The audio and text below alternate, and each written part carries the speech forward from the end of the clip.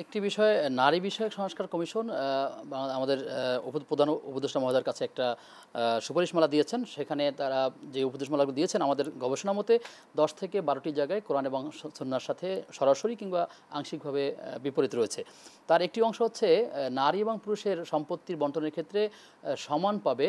আল্লাহ তাআলা কোরআনুল কারীমে যেভাবে বলেছেন যে মৃত ব্যক্তির যদি সন্তান এক ছেলে থাকে তার এক ছেলের সম্পত্তি যতটুকুন পাবে ২ মেয়ে পাবে সেই পরিমাণ সম্পত্তি। তারা এটাকে সংশোধনের জন্য প্রস্তাব করেছেন। এটা কি আপনি কিভাবে দেখছেন?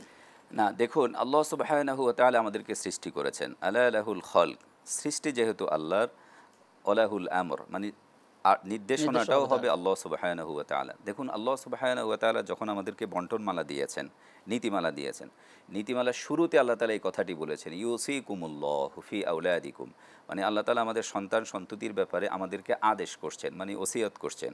অর্থাৎ এটার গুরুত্ব অনেক বেশি।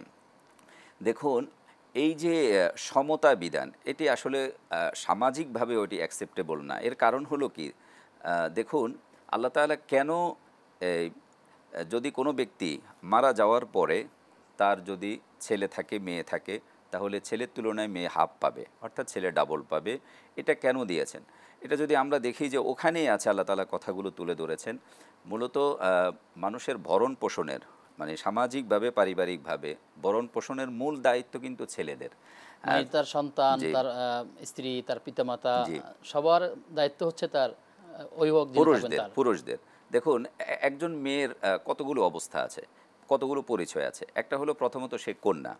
যখন সে কন্যা থাকলো, বাবা জীবিত থাকলো, তখন কিন্তু এই কন্যার পুরো ভরণ পোষণের দায়িত্ব কিন্তু বাবাকে দিতেই হবে, এটা অপরিহার্য, কোনোভাবে সে সীমা লঙ্ঘন করতে পারবে না। এবং জীবিত থাকাকালীন যদি বাবা তার সম্পদকে যদি সন্তানের মাঝে দান করেন, তাহলে এক্ষেত্রে তাকে কিন্তু সমান হারে বন্টন করতে হবে, ইনসাফ ভিত্তিক বন্টন করতে হবে। মৃত্যুর পরে গিয়ে যায় হাফ পাবে কন্যা সন্তান, যদি ছেলে সন্তানরা থাকেন।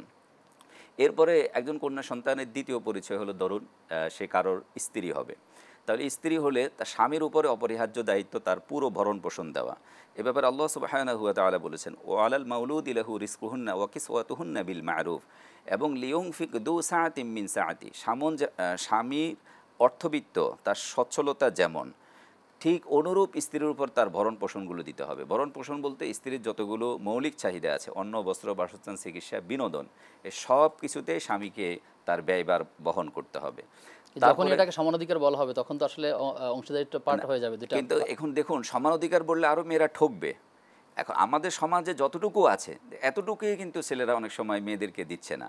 আর যখন এটি এই জায়গায় যাবে, আরও বেশি বাইলড হবে, তখন আরও বেশি এটা লঙ্ঘন হবে এবং মামলা মোকদ্দমার পরিমাণ আরও বেড়ে যাবে, সামাজিক অনাচার, পারিবারিক কদাচার বেড়ে যাবে, এটা বুঝেই যাচ্ছে। আরেকটি বিষয় আপনার মাধ্যমে স্মরণ করে দিতে পারি, যেখানে জি, মৃত ব্যক্তির সম্পত্তি যারা পাবে তাদের এই ১২ শ্রেণীর মধ্যে ৮ শ্রেণী হচ্ছে নারী আর জি, ৪ শ্রেণী হচ্ছে পুরুষ। যদি যে বিষয়টি কি এটি চমৎকার বিষয়। দেখুন, এই ১২ শ্রেণী যেটাকে আমরা আসহাবুল ফুরুজ বলি, মানে কোরআনিক শিয়া, এর মধ্যে বেশিরভাগ কিন্তু মানে ৮ শ্রেণী হলো নারী। মানে নারীর যতগুলো পরিচয় আছে, মানে মা, তারপরে নানি, এরপরে দাদি, কন্যা, স্ত্রী, বোন। বোন, বৈপিত্রীয় বোন, বৈমাত্রীয় বোন, এই সবগুলো মিলেই কিন্তু নারীদের ৮টা শ্রেণীকে আল্লাহ তাআলা কোরআনে তুলে ধরেছেন। আর মাত্র পুরুষের হলো ৪টা শ্রেণী। তাহলে এখানেও আল্লাহ তাআলা নারীদের অধিকার কিন্তু বেশি দান করেছেন। আসলে আল্লাহ তাআলা অধিকার যায় দিয়েছেন নারী পুরুষের, সবটাই ইনসাফ ভিত্তিক দিয়েছেন। তো ইনসাফটাকে আমরা যদি ধরি, তাহলে যদি পরিমাণ করি, নিরূপণ করি, তাহলে দেখব যে নারীদের অধিকার আল্লাহ তাআলা বেশি দিয়েছেন, মর্যাদা বেশি দিয়েছেন।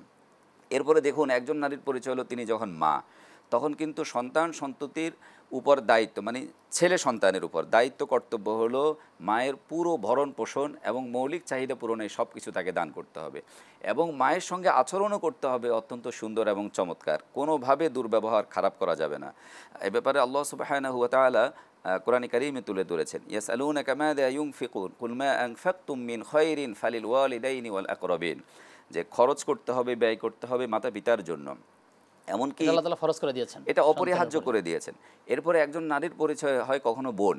যখন সে বোন হবে এবং তার বিয়ের আগ পর্যন্ত তার বড় ভাইদের উপর, মানে ছেলে সন্তান, এই ভাইদের উপর দায়িত্ব, কর্তব্য হলো এই বোনের সব কিছু ভরণ পোষণ তাকে ব্যয়ভার বহন করতে হবে এবং তাকে উত্তম পাত্রস্থ করাতে হবে।